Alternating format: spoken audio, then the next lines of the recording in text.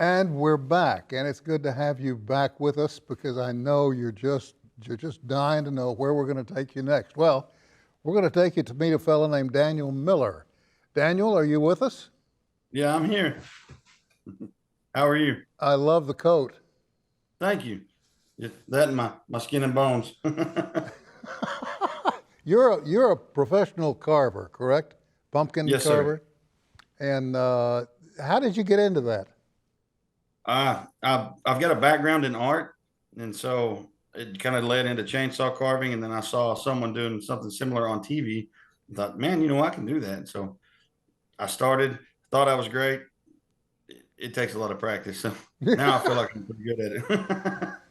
Well, we have some examples of your work that we're going to be showing. I understand you even went so far as to carve a dinosaur once. I did. I carved a dinosaur out of snow, but I also carved a 6 foot T-Rex out of pumpkin. Well, now we're looking at your work now.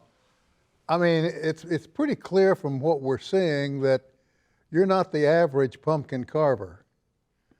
No, Um, I try to do it a little weirder than everybody.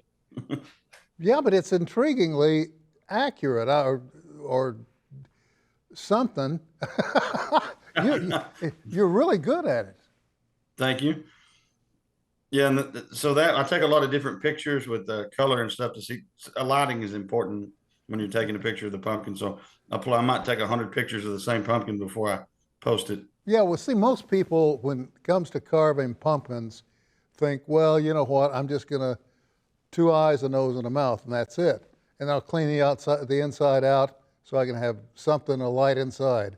But you've taken it to not the next level, but maybe the fourth or fifth one. There's the dinosaur. Yeah, What? How many pumpkins did it take to make that? I used three separate pumpkins on that one. I didn't have any big enough to make the whole thing, so I just used them all as donors and reassembled them and then carved it. Hmm. Well, it's a magnificent work, and I have to tell you, I'm impressed by what I see, the work you've done. When did you first start? Start carving pumpkins. I probably about 8 years ago is when I started carving pumpkins, but I'd been, modeling with clay and carving with chainsaws a little bit before that. Yeah, and is this a full-time gig for you? Not yet, but I'm hoping it gets there. What do you do? What else do you do? I'm an electrician. That's what pays most of the bills right now, and then I'm working toward the transition. But it's it's fun. Well, do me a favor, and if you do make the jump into doing it full-time, make sure you let us know, because we'd like to Oh, be I there with the will. camera. I will. Yeah, because see, we carve all kinds of things, squash, whatever I get my hands on. What It what's what's home for you? uh well, for most of my life it was Wilson, Oklahoma, but currently it's Stonewall, Oklahoma. Stonewall. Any Yes, sir. any haunts over there? Not really. It's a small little town. They do a big hayride. I think that's tomorrow, and then that's about it around here. There's not even a stoplight, so Oh, no stoplight. yeah. Tell us about the coat you're wearing. Well, I do a lot of carvings at schools for little kids and stuff, and I don't charge for that. I just go do it. But kids want a little flash, a little pizzazz, and I saw this at a store, and I thought, you know what, I need that. Then I found the hat, and I thought, why not? And it just kind of makes it complete weirdo. I walk in, and they either think I'm a clown or a magician, and then I carve a pumpkin. How long does it take you to knock one out? um, Ice it carvings used to take too? Yeah, yes, sir. That was at the World Championships in Fairbanks, Alaska. The title of that piece was Dangerous Water. So I had the gator lurking underneath, and he was 11 foot from tip to tip. Now that's beautiful. That's This absolutely was beautiful. Thank you. This was my two-man piece. I had my teammate was Steve Cox, and it's 2 blocks in 3 days. A block weighs 3,500 pounds, or 6 foot tall, 4 foot wide, and 3 foot thick. So to kind of give you a reference, What are your that line, the line on the chin, that's 6 foot, so it sticks. It extends up another 4.5 feet. what are your tools here? Do you use a chainsaw? Yeah, on that chainsaw and ice chisels are mainly it. Pickle fork, they call it. I don't know the term. I'm new to the ice carving thing, so I don't know all the terminology yet. But they looks like a trident, and it's like a pickle fork, just like a 3 prong uh, So ice pick. this is a fairly large piece. Yeah, correct. So it stood like 11 feet, I think, maybe 12.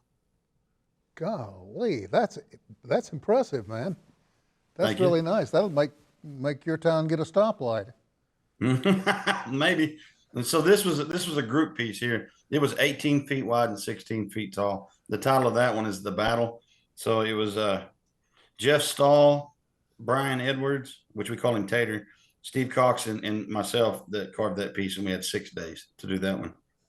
Holy Toledo! And where did you carve it? In Fairbanks, Alaska, at the World Ice Art Championships. I had no idea there was such a thing. I didn't either, but here I am. I got into the ice through pumpkin.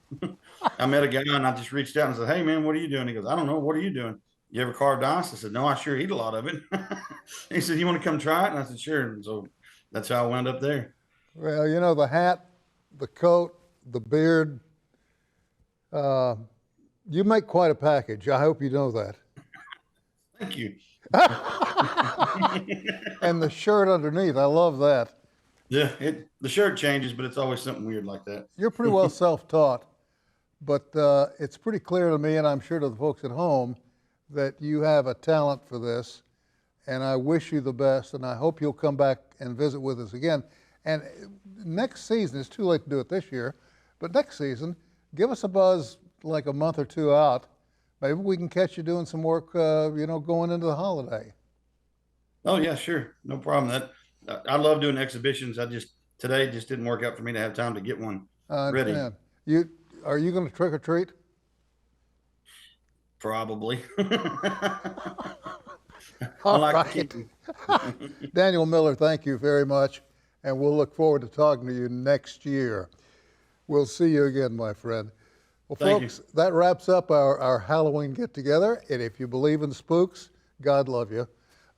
If you don't, I hope he loves you more.